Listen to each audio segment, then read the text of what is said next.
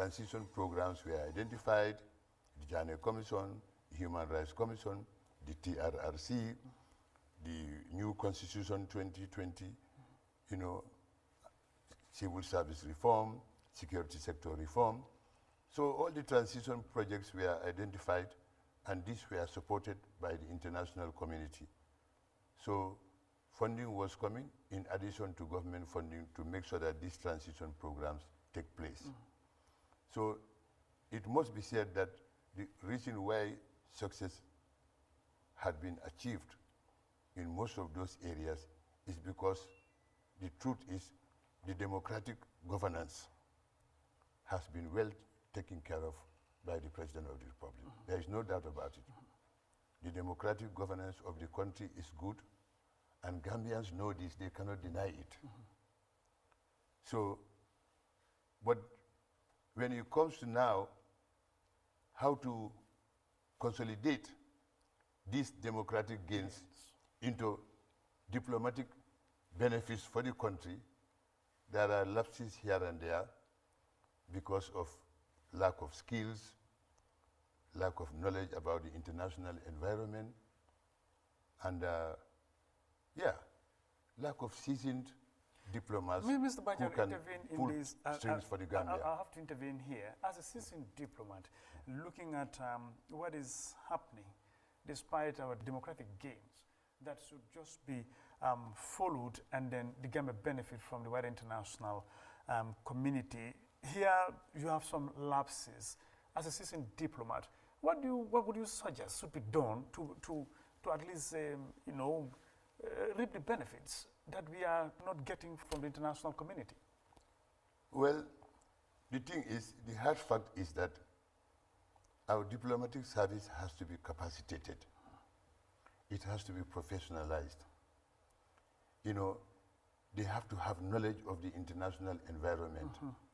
They have to know what is bilateral pursuit, what is multilateral pursuit. They have to know what is engagement of state visits by the president to friendly countries. They have to be familiar with the diplomatic tools that can generate benefits for the country. But unfortunately, most of the present outlook of the diplomatic service are clueless. They are clueless. So, of course, the President of the Republic has the right to appoint anybody as ambassador, you know. But for us to make maximum gains from the international community, it's important that such people are very familiar with the protocols, are very familiar with the international environment, are very familiar with how to engage countries on bilateral matters or donor agencies on multilateral matters. This is also very important. So it's okay, you can take people out there, but it is better to look at their background and see whether these are people who can pull strings for the country. Because that's what should be the principal aim of the country, to send people who can really pull strings for the benefit of the Gambia. And this is very important. If this is, because it's very expensive to maintain diplomatic presence abroad. Very expensive. And so therefore, those who are going to be sent there, from the ambassador to the diplomatic staff, they must be able to produce results for their country. There is a neighboring country, every 2 years, the files of all the ambassadors are put on the president's desk for review to see what you have achieved for the country during the past 2 or 3 years. If they are not satisfied with your performance, there is no compromise. You have to come home and other deserving citizens go, who are qualified, who are knowledgeable, who are skillful, and who know how to get things. Because the whole game about presence abroad is to gain benefits for the country. Absolutely. That's it. So if that is not happening, and government continues to spend very high on maintaining diplomatic service, it's not fair. Well, what do you think needs to be done? I think what needs to be done is for the foreign ministry to come up with a very solid, comprehensive paper, cabinet paper, to inform government on, one, the importance of diplomatic missions, and number two, the importance of serving officers achieving results for the Gambia, and therefore sets the criteria for the identification of people who should represent the country abroad, and get government to accept that the principal aim must be to resource assistance to the Gambia. And that can only happen through knowledge, through skills, through familiarity with the international environment. And that those who are capable of doing such should be the ones to be encouraged or to be recommended to the head of state to go and represent the Gambia abroad. So there has to be a match between the expensive nature of maintaining our presence abroad and the benefits that are coming to the country. Indeed. If our presence abroad is far more expensive than the benefits coming to the country, then there is something wrong somewhere in our diplomatic arrangements, and it should be looked at. So whatever happens, there is nothing wrong for the Ministry of Foreign Affairs to advise government on the proper way forward. I understand they started the process because they are trying to come up with a foreign service bill. I don't know what that means. It's coming. So maybe in that framework, these issues will be highlighted. But Mr. Baji, as a seasoned civil servant, what can be done to improve the civil service? Well, I think structurally the civil service is wrong as it is now, and admission into the civil service is also not going through the proper way, you know. So, and the maintenance of the system to be efficient and to be effective is also lacking. I mean, let's say somebody working at the Gambia Public Transport Corporation, for example. You wake up in the morning, you bring him to come and be a Secretary General and head of the civil service. So how do you expect a civil service to be efficient and effective under such a leadership? It is not possible. This has to be somebody with a broad view of the service. Provincial administration, central government administration, diplomatic service. Somebody with a broad view of the service should be in that position to advise the executive on how the civil service should function, to become productive, to become effective, and to serve the interests of the country. So that is very important. And training also is very much lacking in the civil service. And something has to be done about it if we want the service to be effective. Training is very important.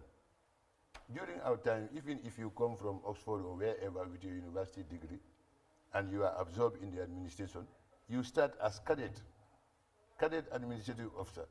You stay in that position for 2 or 3 years before you are promoted as administrative officer. And even before that promotion, you are sent to England to specialize in administration and come back.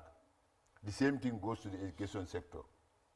You had a graduate, university graduate, you come to the teaching field, you are a graduate, unqualified graduate teacher with your salary scale. And you serve for 2, 3 years, and you are sent to go and specialize. Then when you come back, you are promoted as qualified graduate teacher.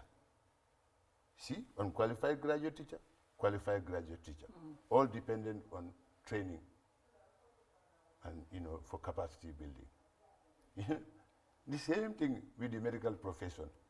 You have your medical degree, you come, you serve for a year or 2, you are sent to go and do your housemanship. Only you will be appointed as medical assistant. You will not be called a medical doctor as such. Medical assistant until after your housemanship, you come, you are promoted as medical doctor, and you start rising in the system. So that's the way the civil service was built, and it was doing very well. Another thing is that hampers civil service as of today, there is no institutional memory. It's all gone. Yeah, well, Mr. Baji, we have people like you here in this country, live and ready to at least share your expertise and knowledge with the young administrators that are given the task and responsibility of managing the Gambia civil service. What are some of these gaps? I'm glad you asked that question. There are many like my type here who have wealth of experience as far as the service is concerned, both administrative and diplomatic. They are here in town, plenty of them. You know, if these guys were called and told that, look here, we need to reform the civil service, and since you people retain the vast wealth of knowledge about the civil service with your qualifications and experience, we want you to come to put up something for government's consideration that will be considered as a civil service reform. We want a civil service reform program from you. So go to work, we give you 2 weeks or 3 weeks to come up with something. And that will form a very effective basis for the civil service reform, because all our experiences and knowledge will come on board. This is what can take place in the absence of having them as advisors. You see, this question of advisors even is misconstrued in the Gambian context. Tell us a little bit about that. Yeah. You see, what they call political advisors. Political advisors, their office should be in the political bureau, not in government office. Advisor in government should be somebody who advises on policy, issues. So if, for example, the executive needs advice on certain diplomatic affair or certain economic affair, the people with the expertise, the knowledge, and the experience will be the ones who will give that advice. Not a political advisor also talking to the executive about investment, or talking to him about how to hold a rally in Basse, mixing these things. No, they should be separated. State advisors on the national economy, on the politics, on the diplomatic service should be different from the political advisors that we talk about. Those people, their place is in the political bureau. They should go and work there. But as far as government is concerned, the advisors should be on policy issues, whether it is the judiciary, justice, or the economy, or diplomatic service. You have a number of expertise who will give the advice, guidance to government. And these people will be happy to give that advice, not necessarily for any pay. No, because they have all served their country well over many years and have seen everything and have been everywhere. They've got everything. So all we need is to give professional and technocratic advice that will put our system on the right path to development and to the prosperity of the whole nation. Since you call or return from the diplomatic, from the foreign service, have you ever been consulted to support in the civil service reform that is being talked about? Unfortunately, no. I have never been consulted, and I don't think any of my colleagues also have been consulted as such, because you know, the problem is, I think we are in a football field. Those who know are sitting in the reserve, and those who don't know are in front. And they don't want the ones who know to come near. Forgetting the national interest, for them it's only their position and how to secure it. If Mr. Baji comes to give political advice or diplomatic advice or economic advice, somebody feels threatened that he might take my position, or the executive might reflect on him. And that is not the case. That is not the role of advisory. You don't advise because you want to take over a position or somebody. No. You give advice in the national interest, anything that will help this country move forward from your professional point of view, from your experience point of view. You should be happy as a Gambian to give it to government, gratis. And that's what it should mean. But unfortunately, those sitting in the offices, you know, tend to think that those who have the knowledge and the experience and expert, if they come in or if they come around to give advice, that is threatening their position. But They are not seeing the national interest. But Mr. Baji, if you are consulted by the Barrow administration, if you are called on today by President Barrow that, Mr. Tembo Baji, I would definitely want you to help in the reform of the civil service, will you answer to the call?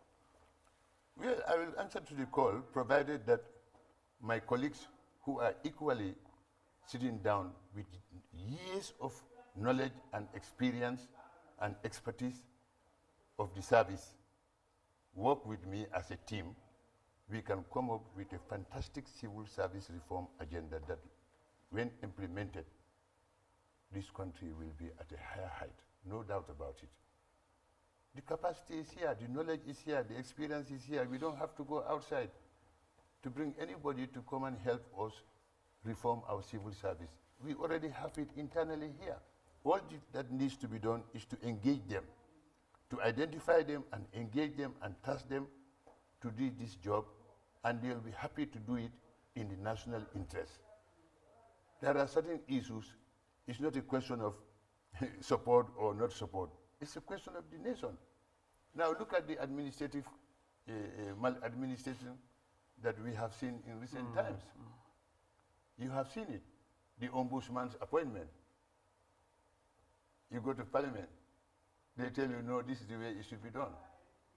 You say, okay, we are sorry. You take another ombudsman. You go to parliament. They tell you, no, no, no. In fact, he should have resigned first before you come with his issue here. You know? So you go to court to take certain matters which are executive decisions. They are not defended in the proper way, and then they are turned down by the courts. The same thing happens in parliament. You take submissions to parliament and run into no end of problems to get it through because you lack the capacity and the knowledge and the institutional memory of how to process such a thing. So you end up being embarrassed in parliament. So this is the importance of experience. This is the importance of technocratic, competence. There are so many things. Look at the Constitution, the problem we are facing. Neither here nor there. Executive is not saying this. Parliament is saying no. And the people are just sitting down like that, waiting. So, to me, there is a legal vacuum right now as far as the Constitution is concerned. Because I hope we dare not adopt 1997 into the elections. That is not in the interest of any party or any leader or any Gambian for that matter.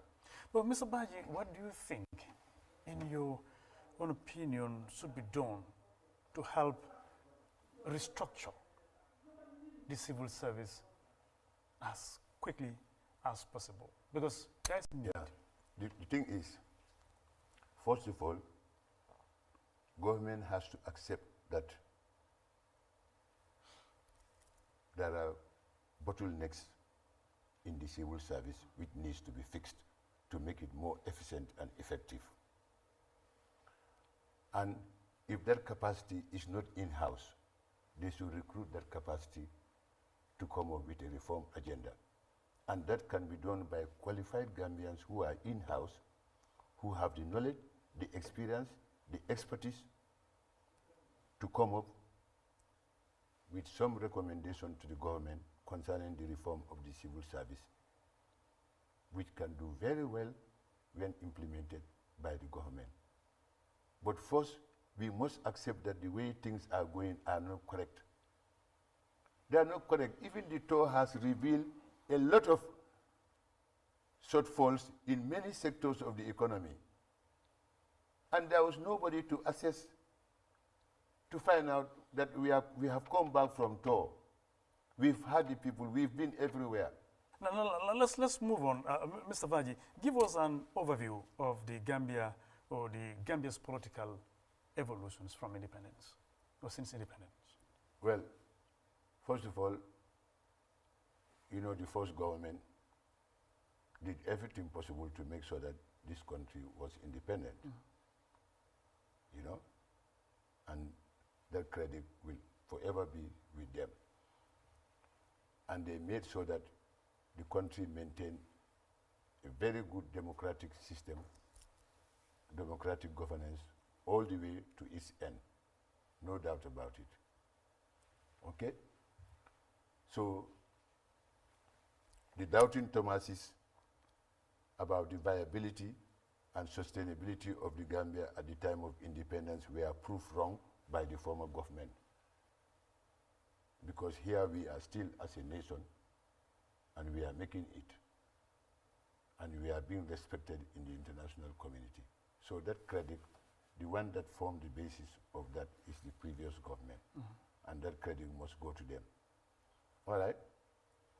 Our problem maybe started in the Second Republic. Second Republic, for some reason, found it difficult to continue to consolidate the gains of the First Republic in terms of democracy, in terms of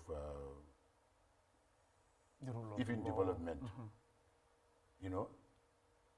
So, for some reason, dictatorship crept in, and that derailed the democratic process in the country.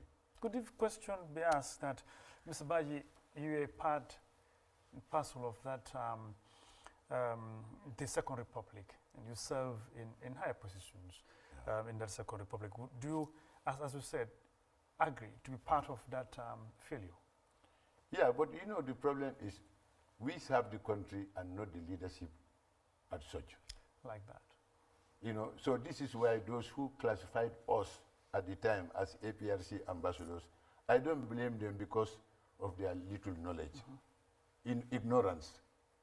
You know, we were serving the country. For example, I, Mr. Baji, I was permanent secretary in 1994 when Jammeh came to power. I was at the State House as permanent secretary #1. And since then, I have served almost 38 or 39 years service, and I have never had trouble. I never mess up myself in government. I never mess up myself in politics. How can you, because of political ambition, classify me as, oh, he's APRC ambassador? Who is in the Gambia who did not serve in the APRC government? They don't even understand the difference between a party and a government. You know, who were the 11 ambassadors who first drew the attention of the international community to the impasse in the Gambia? Of course, us, you led by me as Dean of the Diplomatic Service. I'm a diplomat here in foreign service. We wrote to the former president asking him to step down and hand over power to President Barrow in accordance with the will of the Gambian people. Indeed. So if I were APRC ambassador, would I behave that way? But the national interest is what is supreme. Wherever you are working, you are there to serve the national interest. And that was in the best interest of the Gambia for that transition to take place. And that sparked the international attention on the Gambia. And everybody started writing, saying, yeah, you resign, you know, give up, give up, give up. And then the international committee also started helping Gambia. You know, so these things cannot just be brushed aside. They have to understand there is something like you were part of the system. You were part of the system doing your work as it should be, regardless of which system is in place. Like me, I don't belong to any political party. I have never participated in any politics in the Gambia. Never. Although I'm a trained politician because I'm a political scientist. My inside knowledge about politics is far more than the local inside knowledge about politics. But I've never participated. And there's nothing stopping me as a Gambian if I wanted to. And I'm sure I could do well. If you throw yourself in the ring. But Mr. Baji, we're almost running out of time. Is the Gambia on the road to economic success? Yes, we are, because the transition is still being supported.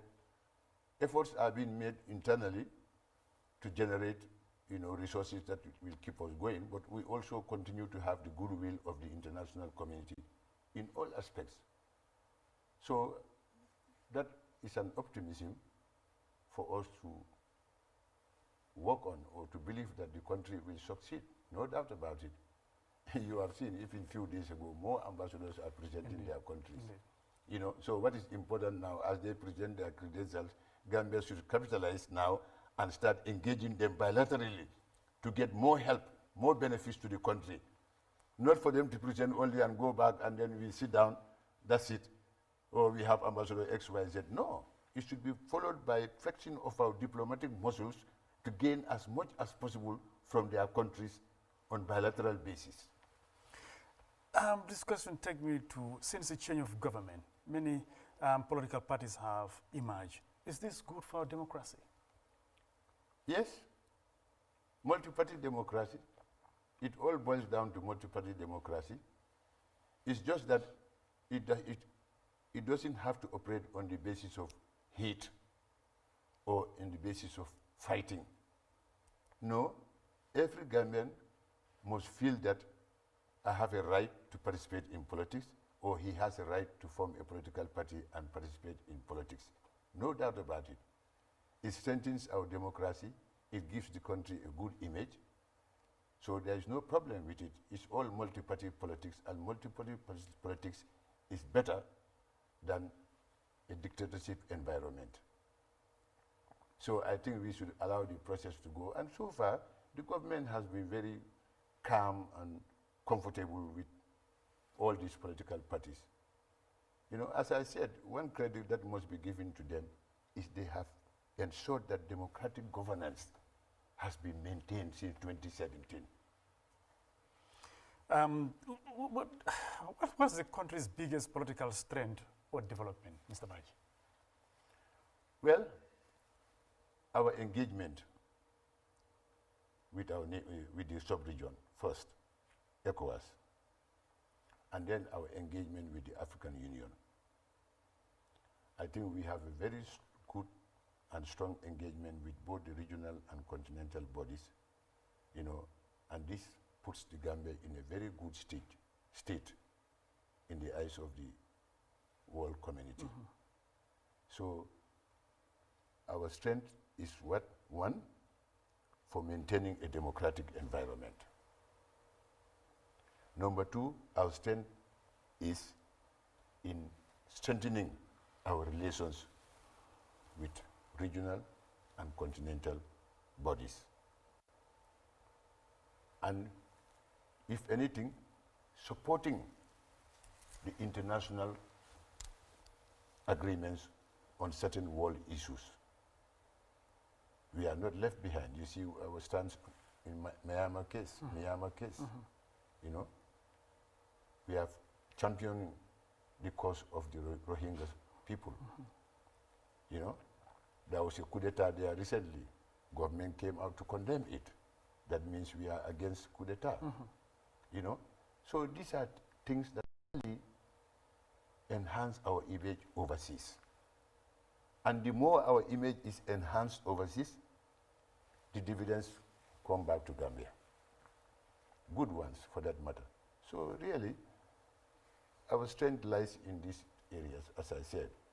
Well, Mr. Dembo Baji, assistant diplomat and assistant civil service administrator in this country, no doubt about that. We thank you very much for your time. We would have loved to exhaust this list of questions we have for you, but unfortunately, time is not on our side. Till we meet again, thank you very much for your time. Thank you very much, GRTS, and I hope to see you again. Thank you. It's a pleasure. Thank you very much. Thank you. The checkpoint. No, I'm saying, I'm giving you specific example. They give us specifics. No, that the constitution said 5 years. But there is no constitution that is written in stone. Becoming a president was a national call. Whatever I'm doing it in the interest of the Gambia. The former president has not given us one single dime. We have not got anything from him. I'm not desperate to be the president of this country. That is 21 point something million. Is it 23 or 21? or something, yeah. 23.1. Yeah, 23.1. You don't resign, you always push out. I'm not a quitter. You never quit. No. You have to be pushed. I'm not a quitter. The IEC never rigged the election, I can tell you that. In a responsible governance, you don't just promise people. You have to make sure that whatever you're going to announce to the public, it is something that is ready. Driver's attitude must change. What about police attitude? Yes, the attitude of the police. You know, is also should change. Before this government, what used to happen, and within this government, what is happening now, I leave that to the people to judge it. The Checkpoint. Big names on big issues.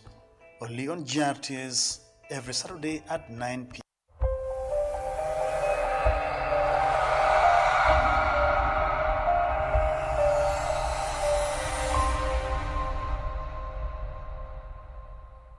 le le le le le le le le le